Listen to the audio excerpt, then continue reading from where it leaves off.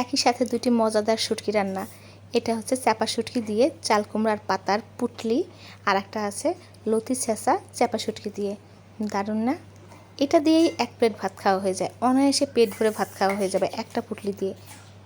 অসম্ভব মজাদার একটি খাবার। করে দেখাচ্ছি লতি ছেঁচা চাপা শুটকি দিয়ে। তো প্রথমে আমি সরিষার তেলে শুকনো মরিচ ভেজে নিলাম। শুকনো মরিচটাকে একটু চিলি ফ্লেক্স করে নেবো, মানে ডলে নেব।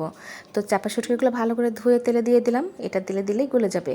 আর বেশি করে পেঁয়াজ রসুন, একটু আদা বাটা, রসুন মানে জিরা বাটা দিয়ে দিছি। আর যে মানে লতিগুলো শিলপাটা দিয়ে ছেঁচে নিয়েছি। তো দেখুন কি সুন্দর সবুজ আছে। তারপর কাঁচামরিচ চিড়ে দিলাম। আর শুকনো মরিচের গুঁড়া অল্প সামান্য দিয়েছি, যেহেতু এখানে হচ্ছে চিলি ফ্লেক্স দেবো, এর জন্য আর বেশি দিতে হয়নি। এই চিলি ফ্লেক্সটাতেই, মরিচ ভাজাটাতেই খুব সুন্দর ফ্লেভার আসবে। হাতে মাখা পানি দিয়ে দিলাম, ঢেকে দিলাম। তারপর এই যে দেখুন, দারুণ, একদম গলে যাবে না কিন্তু। নামানোর আগ দিয়ে অবশ্যই সরিষার তেল দিয়ে দিব। আর হচ্ছে একটু লেবুর রস দিয়ে দিব। লেবুর রসটা দিলে কি গলা চুলকানোর ভয় থাকবে না।